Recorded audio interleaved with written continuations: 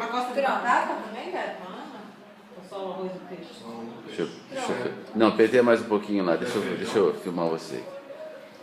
A Juliana penteando. A Ana. Feijão tem, mas acho que ela vai comer feijão? Ela gosta? Não vai ficar ela gosta do feijão. Vou pôr um pouquinho para esquentar com o arroz. Tá bom.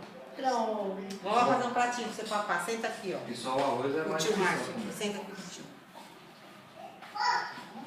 Quero nanar, filha. Vamos fazer, ó. Vamos nanar? Olha o peixe. Dentes. Vamos nanar, mamãe?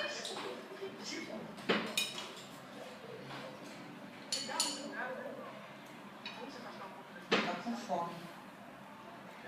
Tem que alguém dando para ele. Você acha que esquenta mesmo o Você feijão? olha ela. Feijão? Ela não tá comendo isso aí? Se ela comer isso aí, não precisa. Não. Ué, Vou esquentar um pouquinho, tá frio, né? ela tá comendo assim, deixa ela comer, mulher. Agora vai esquentar lá pra você. Não precisa, deixa se esquentar e tem que esfriar. Vem, vovó. Vem. Nada de brigar, né, Dani? Quando você deixou a sua cama preta? O negócio lá, você tomou ele. Tá na cozinha. Ó.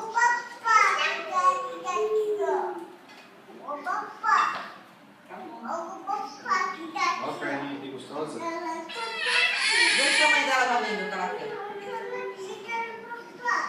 Tá, eu dou pra você então. Tão bom, Cíntia? Ela quer comer com a mão dela, ó. Bonitinho. Eu vou fazer, você vai comer? Ela tá comendo. Aqui com a Aninha, pertinho dela?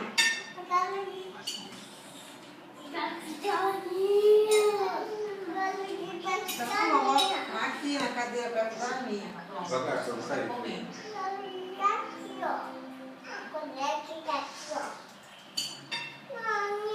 Você quer comer junto com ela? Quer que eu pegue uma colherzinha pra comer? Acho que até ela não é maior, cara. Pra quê? Ana? É, porque você não cai, né? Cíntia, pega uma perna maior.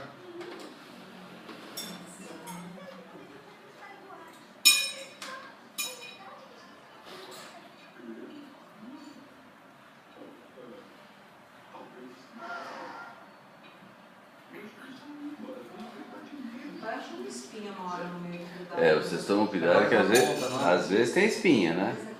Mas como é que é, né?